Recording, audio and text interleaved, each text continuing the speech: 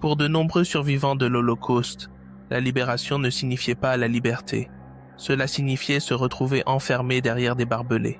Encore une fois, les camps de personnes déplacées mis en place par les Alliés étaient censés fournir un refuge temporaire. Mais pour beaucoup, les conditions étaient étrangement familières. Surpeuplées, insalubres et manquant de soins médicaux, beaucoup de ces camps étaient réutilisés à partir d'anciennes installations nazies. Certains survivants refusèrent de manger, craignant que la nourriture ne soit empoisonnée. Un instinct issu d'années de tactiques de famine nazie, et pire que tout, le monde était toujours réticent à les accueillir. En 1945, l'enquêteur américain Earl G. Harrison a visité les camps et a publié un rapport accablant. Nous semblons traiter les Juifs comme les nazis les traitaient, sauf que nous ne les exterminons pas. C'était une condamnation de l'inaction occidentale. Et alors que la sympathie mondiale pour ces survivants grandissait, les dirigeants sionistes y voyaient une opportunité.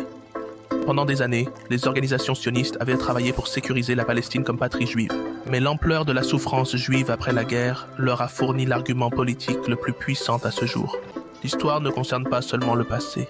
Elle concerne les choix que nous faisons aujourd'hui et les vérités que nous choisissons de voir que l'Holocauste a révélées. Que se passe-t-il lorsque le monde détourne le regard? Même après la libération, le même silence a continué. Les survivants juifs ont été placés dans des camps. Les frontières sont restées fermées. Leur douleur a été réutilisée en politique. Les dirigeants ne cherchaient pas la paix, ils voyaient une opportunité.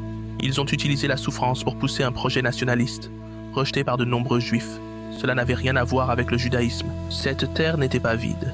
Elle n'était pas promise. Elle était habitée par des gens qui n'ont jamais été consultés. La tragédie qui a suivi n'était pas inévitable. C'était un choix fait par ceux qui l'ont justifié par la culpabilité. Dans l'épisode 4, nous explorons le moment